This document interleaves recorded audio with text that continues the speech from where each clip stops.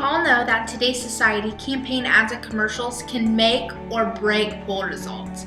Some people choose whom they will be voting for solely based on a candidate's ad, whether it is positive or negative. But before we can understand the power that this form of media holds over elections, let's take a look at the content of the commercials and how this tradition got started.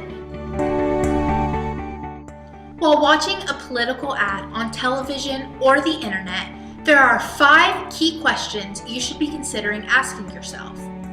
What is the main idea or point of the ad? What is the ratio of fact to opinion?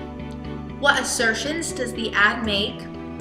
How is the candidate portrayed and what kind of person are they? And finally, what job qualifications or competencies are associated with the candidate? By thinking about these questions and analyzing the point or reason behind the political ad, other than the obvious wanting to be elected for a leadership position, you will be able to distinguish their motives and better understand their campaign platform. The 1952 presidential election between Dwight D. Eisenhower and Adlai Stevenson was the first to feature campaign ads on television. Usually slots 30 minutes in length in the form of a speech like this. Yes, I think there's much to be done. We must see to it that the small family farmer gets a fair share of the national prosperity. Were featured and preferred by campaign strategists. Eisenhower was convinced by Rosser Reeves to create shorter ads and place them before, during, and after famous and popular television shows such as I Love Lucy. Eisenhower took his advice and made a series of ads ranging from 20 seconds to 1 minute called Eisenhower Answers America, where he simply answered a question posed by an ordinary citizen and solely focused on issues voiced by the voters. General, if war comes, is this country really ready? It is not. The administration has spent many billions of dollars for national defense. Yet today, we haven't enough tanks for the fighting in Korea. It is time for a change.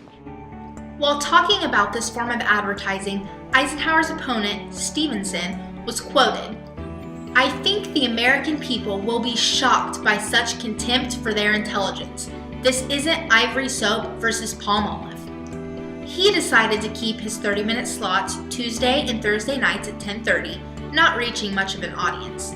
When he did finally agree to do short ads, he refused to appear in them.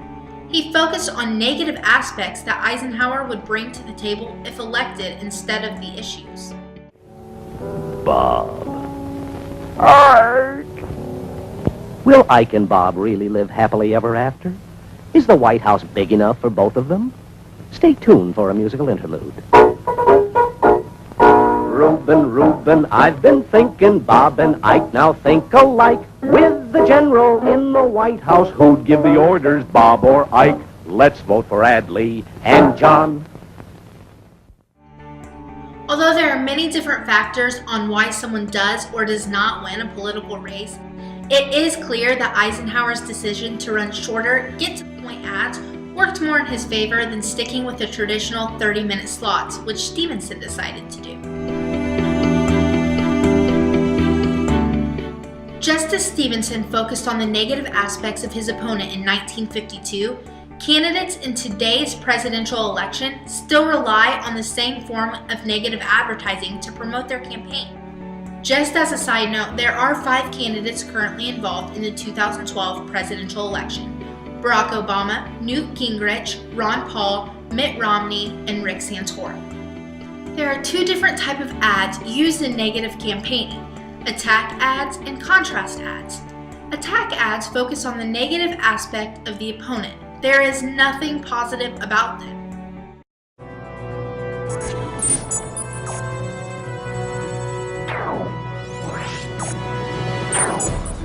Newt Gingrich was a career politician selling access here in Washington, D.C. The year that he ran for Congress in 1978, he made a grand total of $10,000. By the time he became the Speaker, he made $675,000. By the time he left Congress, he's brought his net worth up to about $7.5 million. 84 ethics complaints while he was Speaker. He's got a whole graveyard in there. It's about serial hypocrisy. idea. It wasn't until the last 3 seconds of this 2-minute ad that anyone knew it was a commercial to elect Ron Paul by simply putting his logo. Contrast ads, on the other hand, show information about both the candidate and the opponent. The candidate who is paying for the commercial shines a positive light on themselves and a negative on their opponent. One is a serial hypocrite who lobbied for Freddie Mac before the housing crisis and for the individual mandate before Obamacare. Another, a counterfeit conservative who opposes right to work, massively increased spending, and funded Planned Parenthood. Finally, a flip-flopper who's been on all sides, supported TARP bailouts, and provided the blueprint for Obamacare. 3 men, 1 vision. More big government, more mandates, less freedom. 1 man stands apart, ready to deliver real change. Voting against.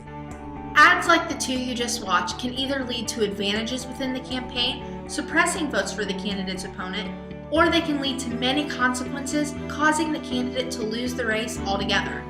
No one knows how the public will react to a particular ad until it is ran, making the use of negative campaign strategies a huge gamble. So you might be sitting there asking yourself, if negative ads are such a gamble, then why use them? The answer is because they work. Joel Weinberger and Drew Weston, both writers for the Los Angeles Times, tested voters' conscious and unconscious responses to 2 negative ads, one against Barack Obama and the other against John McCain. Even though the voters they tested consciously said they despised both ads and described them as pandering, unconsciously, after viewing the ads, they regurgitated words said about a certain candidate in the commercials when shown a picture of them. Point being, when you see a negative ad about somebody, it sticks in your head. Not all campaign ads are negative. Just as Eisenhower utilized his commercial airtime positively, focusing on the issues and his platform rather than attacking his opponent, candidates after him have also followed in his footsteps, like 2012 presidential candidate Newt Gingrich. These are challenging and important times for America. We want and deserve solutions. Others seem to be more focused on attacks rather than moving the country forward. That's up to them. I believe bold ideas and new solutions will unleash America's creative spirit. When I was Speaker, our budget was balanced and 11 million jobs were created. We can do it again and rebuild the America we love. I'm Newt Gingrich, and I approve this message. The big underlying question is, do political commercials and ads really affect the outcome of an election? The answer is yes. Media is the prime source of information we have about political candidates. How the media portrays the candidates and political issues can either elect or defeat them. Candidates use a large portion of their funds towards advertising because they know people like you and me pay attention to what they have to say as potential leaders of our country, whether it be positive or negative. I'm Barack Obama. I'm Rick Perry. I'm Mitt Romney. And I approve this message.